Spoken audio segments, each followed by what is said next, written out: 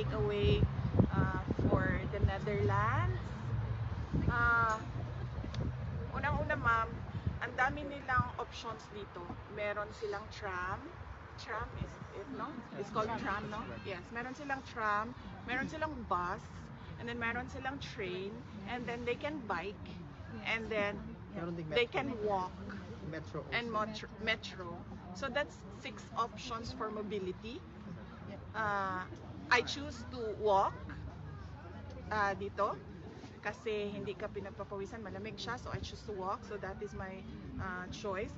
But the residents, they have 6 options. In the Philippines, ma'am, Diyos ko, pahirapan pa yung bus, ma'am. Walang train, walang tram, walang metro, wala lahat. So, alam mo yon. Tricycle lang.